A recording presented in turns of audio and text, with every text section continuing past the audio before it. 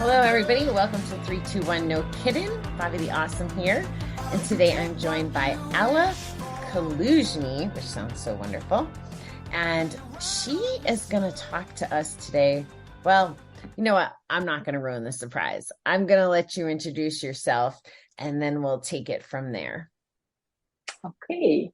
Well, hi, everyone. And thank you so much, Bobby, for inviting me to your podcast and to have an opportunity to speak to your listeners and viewers. This is so wonderful. My name is Alla Kaluzhny, and I authored the book, Turning the Pages, how exploring my past lives led me on a journey of exploring and healing myself and healing my memories. Love it. So as Alla just said, she used the methodology of going back to her past lives for my audience. So they know that I don't believe there's any one way to recovery. I love exploring all these different facets. So do you mind sharing with us, when you said it healed you, maybe talk us through how you discovered it was your past life, and maybe whatever you're comfortable with. What did it heal? What did that look like? Do you mind taking us on your journey? Sure. I would love to let your listeners know where it all began. Well, first of all, I want to say that I immigrated from the Soviet Union, from Ukraine, from Kiev. And growing up in that socialist environment, of course, there was no subject about past lives. There was nothing that could prepare me for getting to know about past lives. I would start with what I wrote in my introduction part. Before my 40th birthday, I had a dream. And in the dream, my husband handed me a book, and he said, that looks more like a photo album. And he said, "This is the book of your past lives. I made it for you." And he handed me this book. In the dream, I started opening the pages. And the first two pages I was able to recall. The first page was a picture of a rock, boulder, on the sun. The second picture was a picture of a bottle, like a medieval bottle.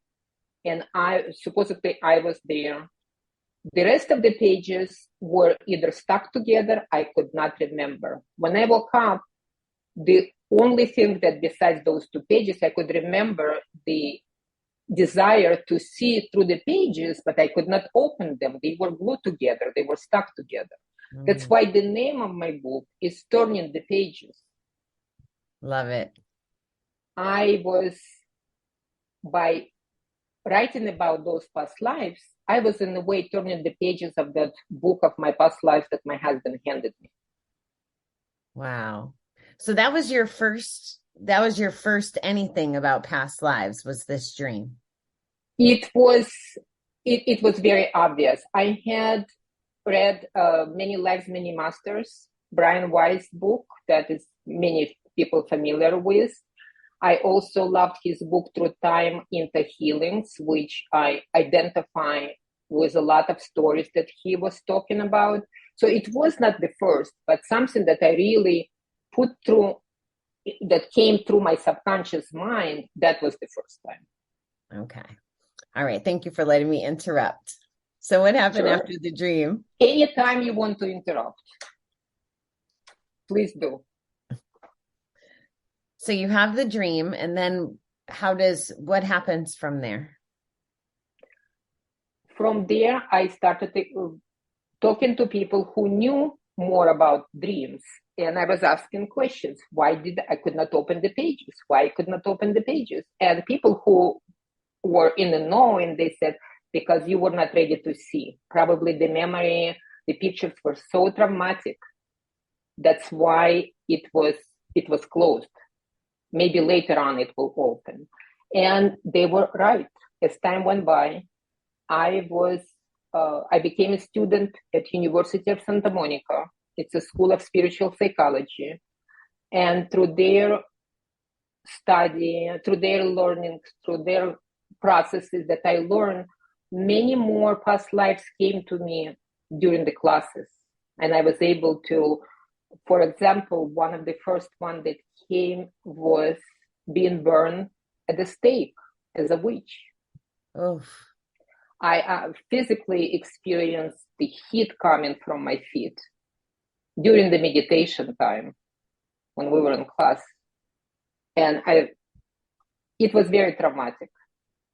But I was able to work through this past life. Then other lifetimes came, and little by little, they were opening up, but they were only glimpses either of death that I had, or a glimpse of what happened. For example, a little information, and through writing the book, I was able to channel, to write down, to tap into those people who my soul was before.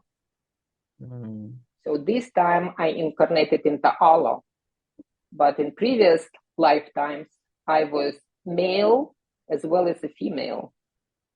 I even counted that I had 6 females, 7 males, and 1 rock. That was my first incarnation on this planet. Was the rock. Wow. You used a term.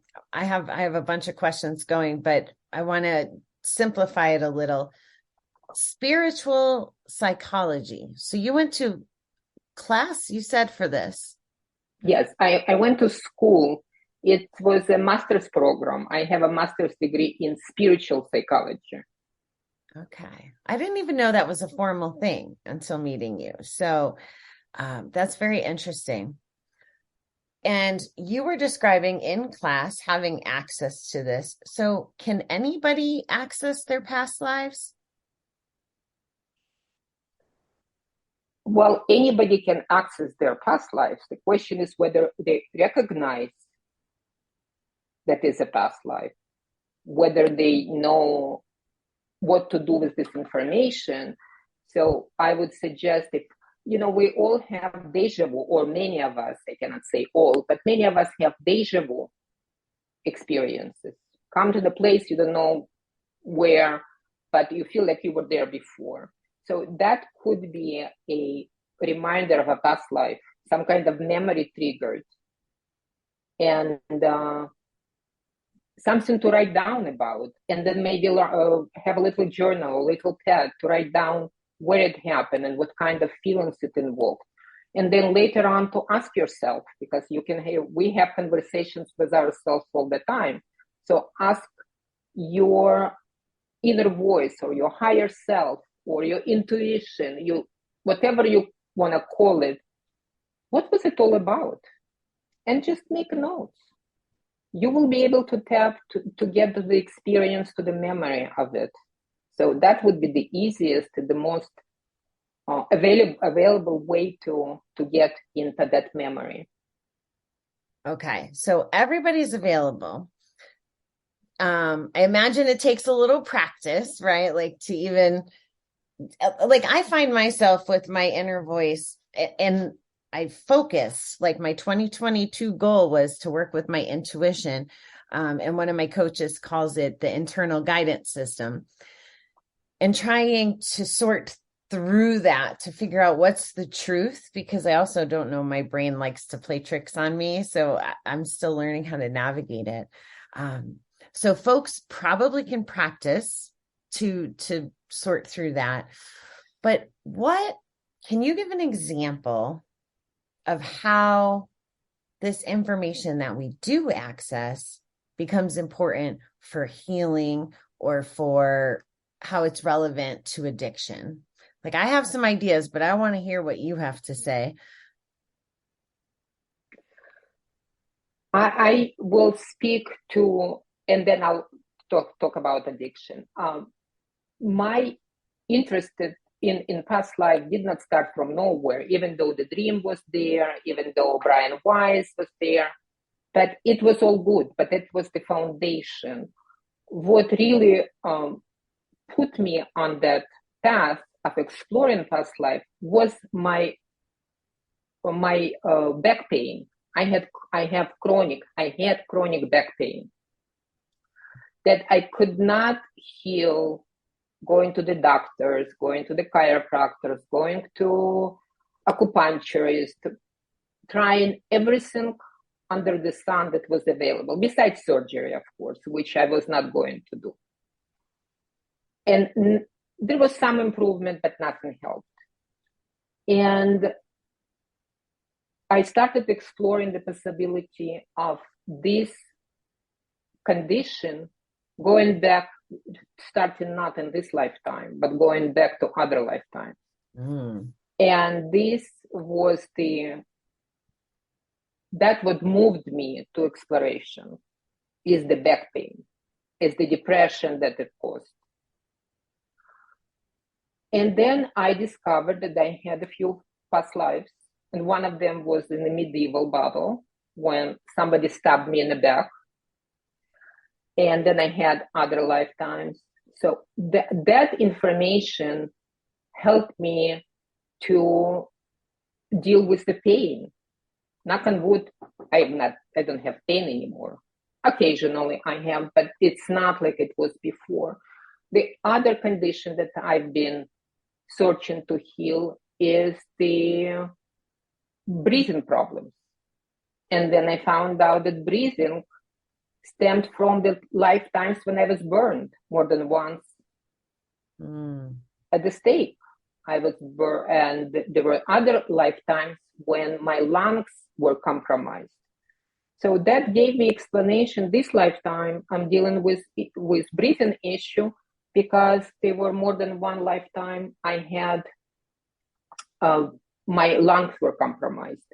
So transferring this to addiction, it is my belief, of course, no way to confirm, that prior experiences, and possibly including addiction or something traumatic that happened that lifetime, that people who are born today or in this life, they have no ability to deal with this memory besides numbing the pain with alcohol or drugs or any other addiction, that they are finding ways to comfort themselves.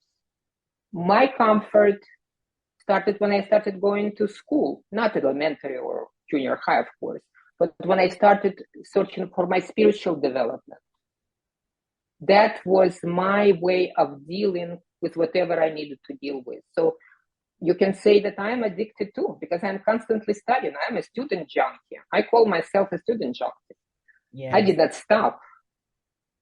So we all have,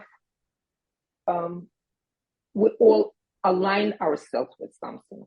It's just a matter of channeling what you're attracted to something more positive, something that will bring you not grief and sorrow, but enlightenment and expansion. I agree with you, even though you said you can't prove it or confirm it, but I agree that why we suffer from addiction is because of the past. Like that just keeps being a reoccurring theme. So what I'm curious about, and I don't even know if this is really explainable, because in this lifetime, there's just stuff that seems to be blocked. And then there's the past lifetimes.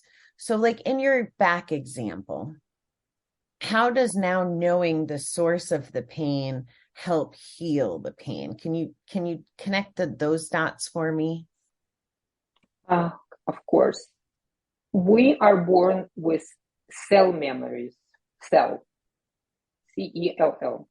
And this memory is from the past life experiences, is again stored on our physical level, in our physical body. It's like when we're born, we download the information we need to deal with in this lifetime. Okay. And that back pain was downloaded in me. That, not the back pain, but experiences that I had, breaking my hip or other things that led to back pain. The pain was triggered by the life circumstance. Mm. And inability to heal led me to my spiritual development. And spiritual development led me to heal. So my back is still there. It's just the sensation, the pain that I had before is not there. So the cell memory was healed, if I'm making any sense to you. I think I understand what you're saying, because I understand a few things about cells, like they regenerate, right? So it's like once we know about something, when something comes to our conscious awareness, this issue is already on the way of being solved. Okay. When it's in some conscious level, that's different. Then it could be anything. If you walk and somebody does not say hello to you, and you take it, or will take it personally. But when we understand that if this person did not say hello, maybe something's going on in his life, maybe he's upset, maybe he had an argument, or somebody hurt themselves in his life, and it's not about you or not about me, it's about him, then we don't have to get upset over it. Does it make sense? It does. Understanding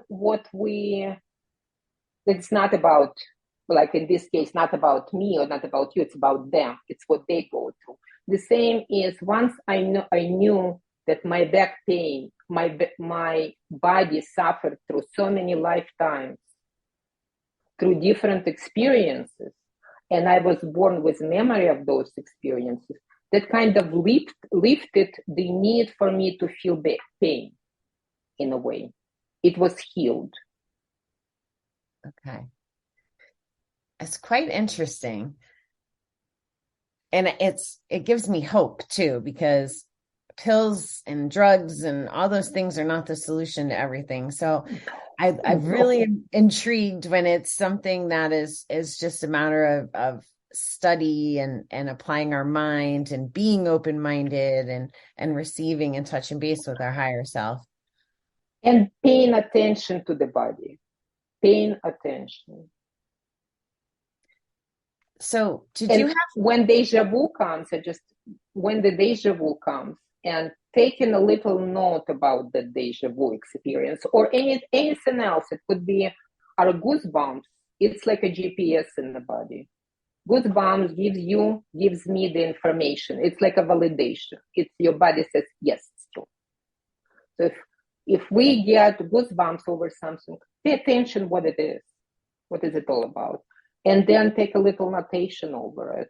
And maybe, a week, a month later, just go back to those notes.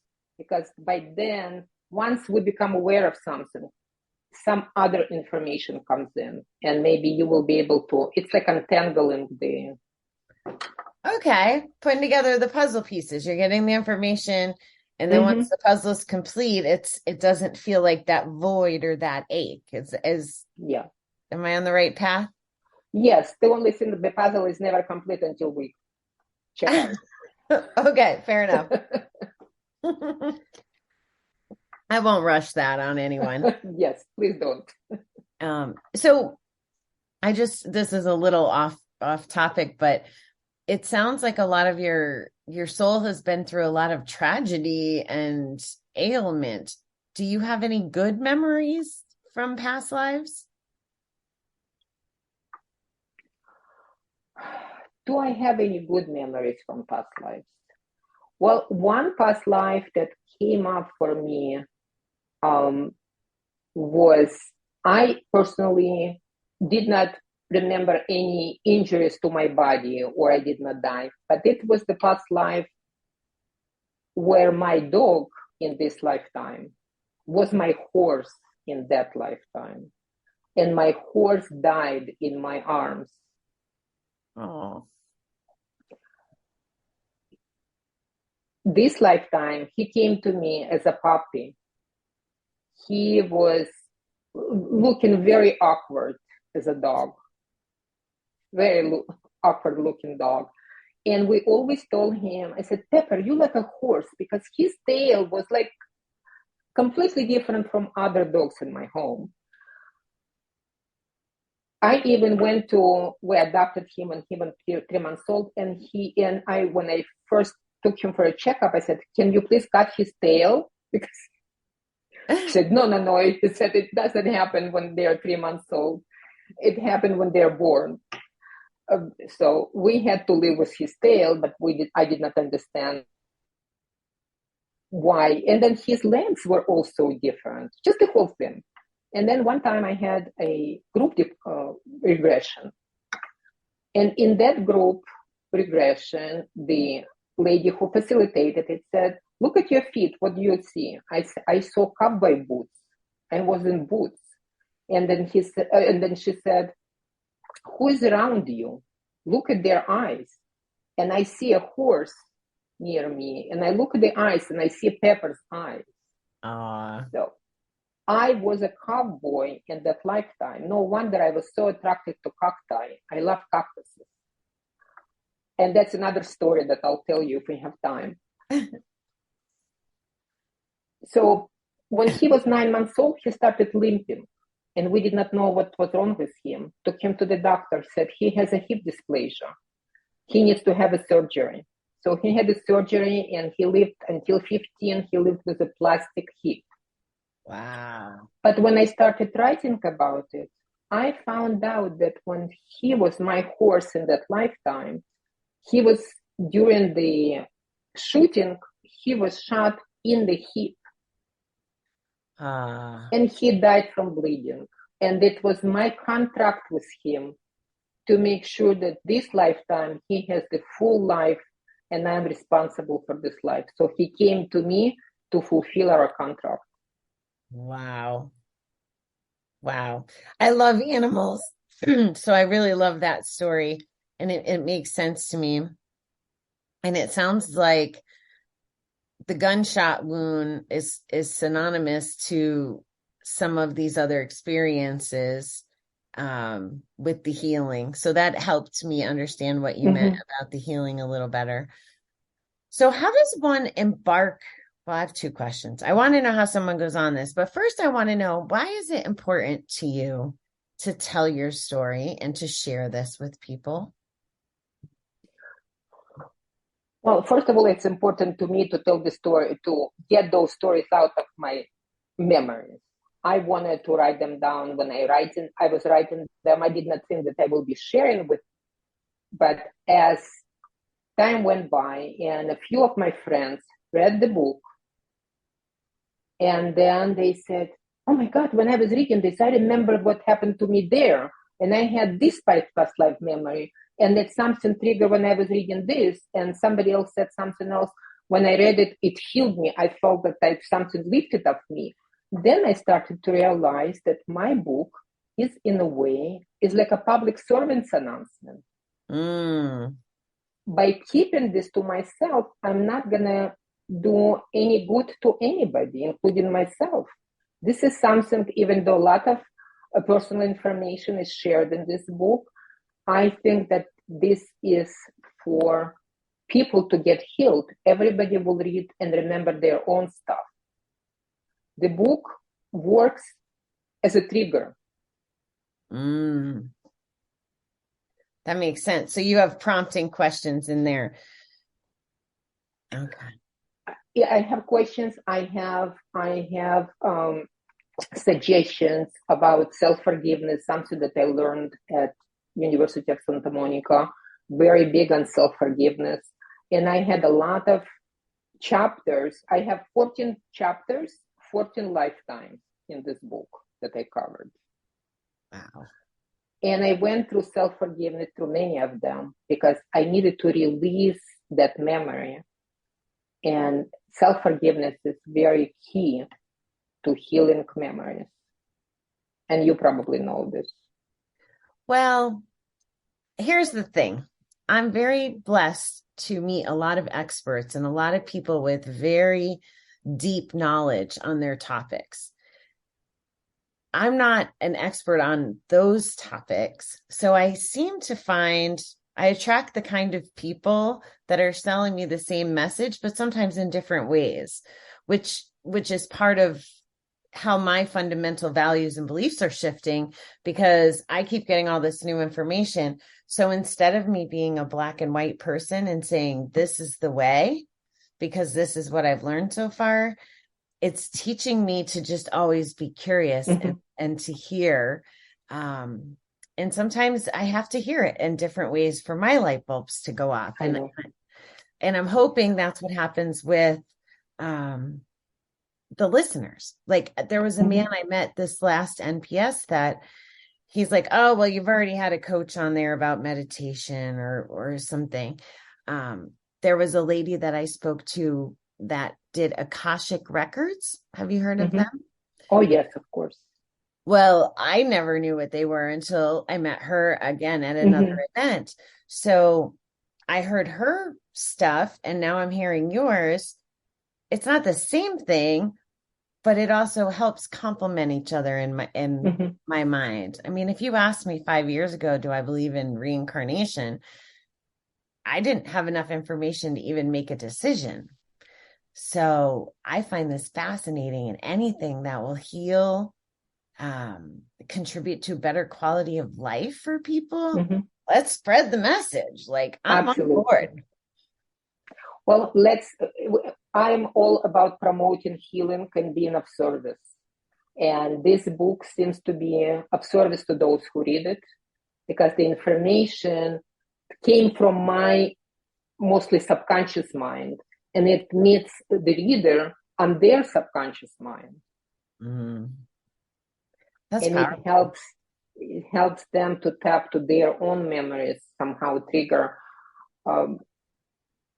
something about self-forgiveness, something to what you said. Yes, everybody has different tools and different, and in the book, when I was writing, I used many different tools because I was in many different schools.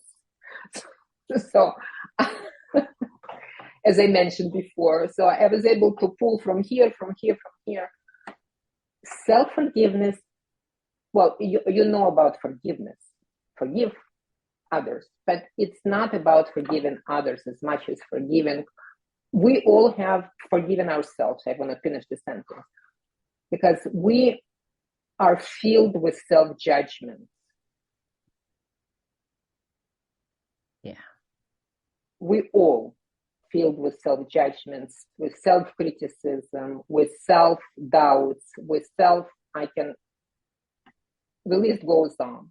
So that self-forgiveness is really becoming, it's like you open a bottle or you open the tube and so let the air come in. We're all clogged by the judgments and self-judgment.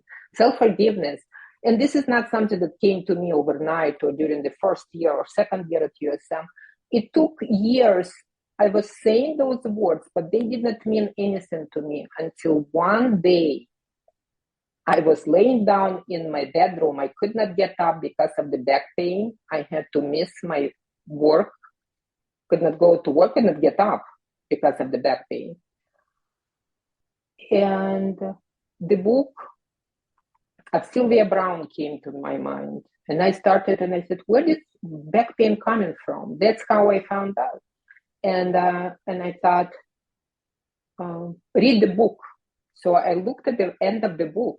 Sylvia Brown had a book, Past Lives, Future Healing. And in this book, in the last chapter, she has the instruction how to do it yourself. And I started doing myself.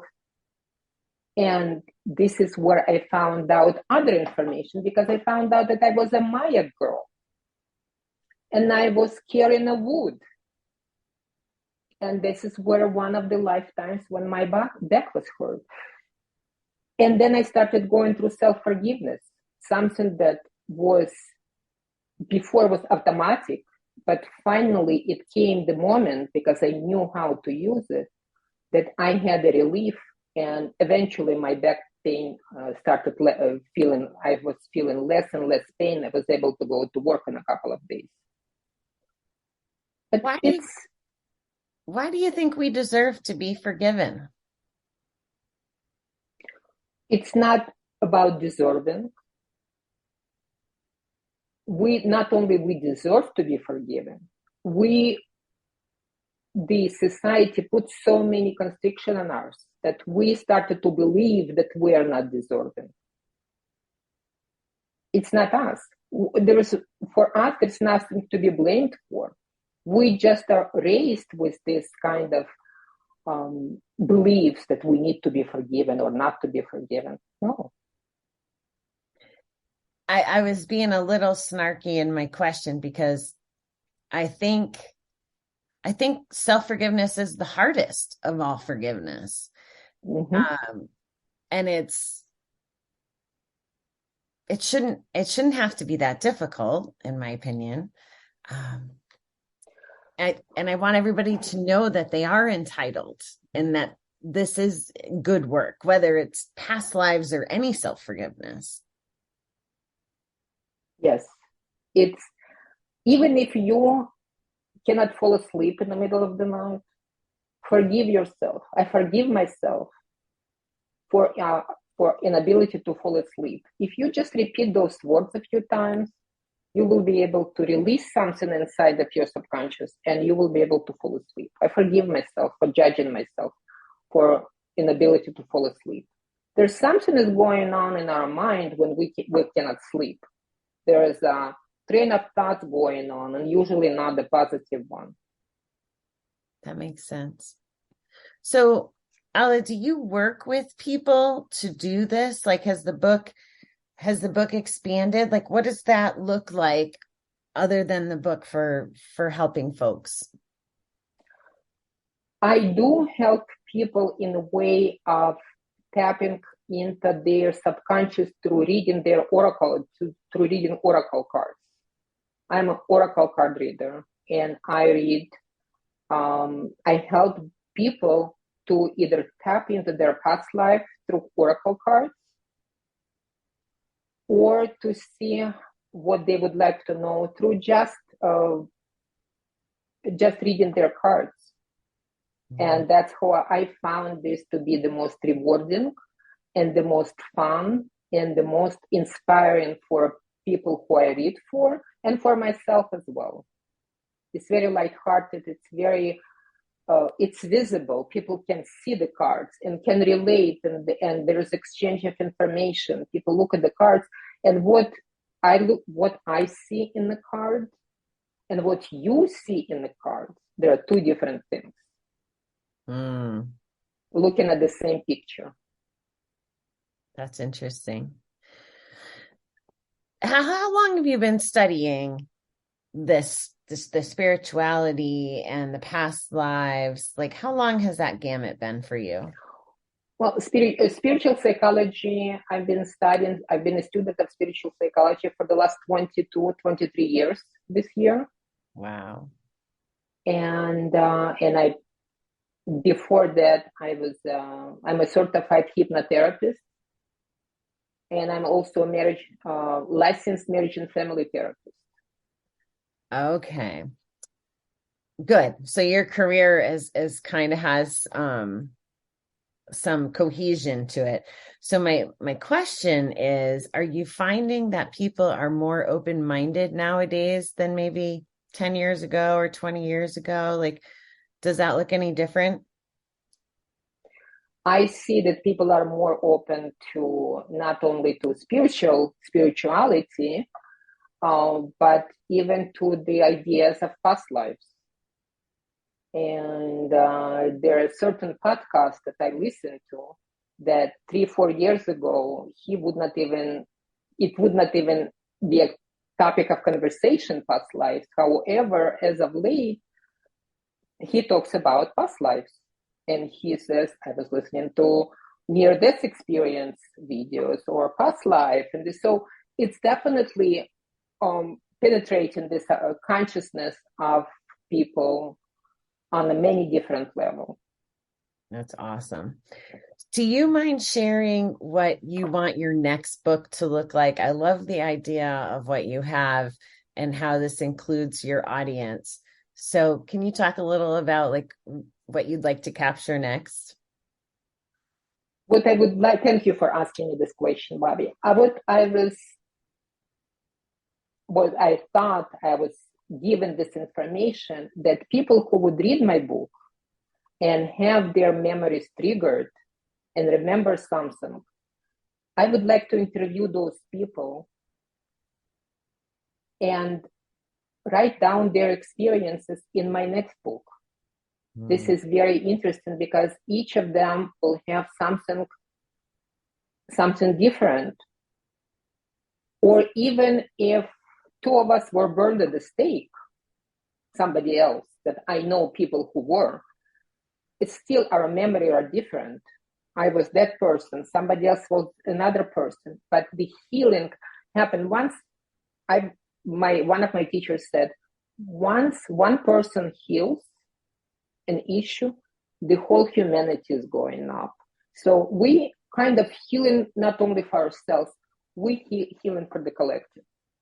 I love that. And imagine how many people will be able to lift the consciousness of the humanity. I can see that. And I believe that as well. And I just think that some of that healing, just the process of what you're talking about, sharing the stories, will be healing in its own way. Like it sounds like the person would read the book, do their own work, but then even get like a maximum benefit out of working with you in the future.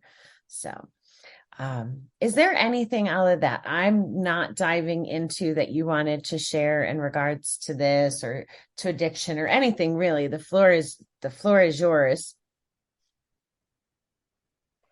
What I would like to share with people is that we all have the opportunity to be different tomorrow than we are yesterday or today. We all have the opportunity to learn and grow and be inspiration to others. Each of us have their own vision in whatever, and we have this vision for ourselves, for our families, and for people at large.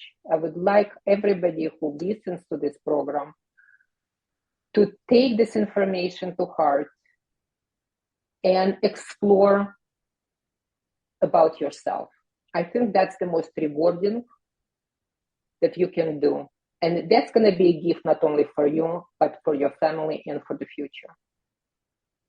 Yeah, I love that. I mean, it's worth the effort to be curious and to investigate, and our lives can always get better, right? Yes. We all striving to make our lives better, and especially better for our children and future generations. One more thing I want to add is that something that I learned, we are not, and this is something that I adopted as my own, that we are not human beings having a spiritual experience. We are spiritual beings living through human experience. We're all spirits, and our soul travels from one place to another.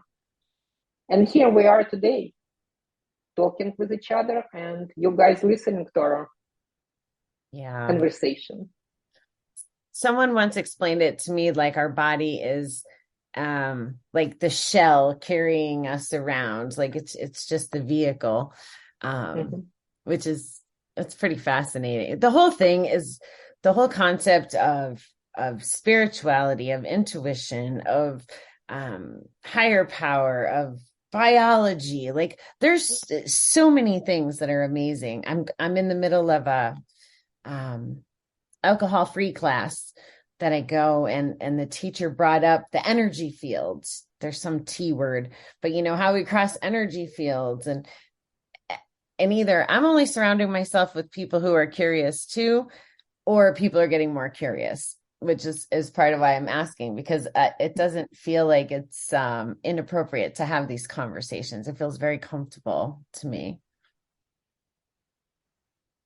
Not only it's inappropriate, it's so needed, because this conversation can lead to opening people's minds and giving them a possibility of healing, whether it's an addiction, whether it's a relationship, whether it's physical condition, it does not matter. We all are here to heal and to love And is that is my mission, and I see that it's your mission as well. Yeah. To help people in different ways to heal. It's what we need. So where can people find the Turning the Pages book? Well, turning the pages in the most famous place on earth, which is the Amazon. The most famous place in work. Okay. Excuse me. That's great. Well, it's been a real pleasure letting me speak to you and get inquisitive. And yeah, I just really appreciate you being here and sharing your experience with everyone. Well, thank you so much. Thank you for inviting me. Thank you for giving me a platform, a floor to express, to share what I know, what I believe in, and what I know. I love it. It was a joy. Thank you. Keep up the good work. Thank you.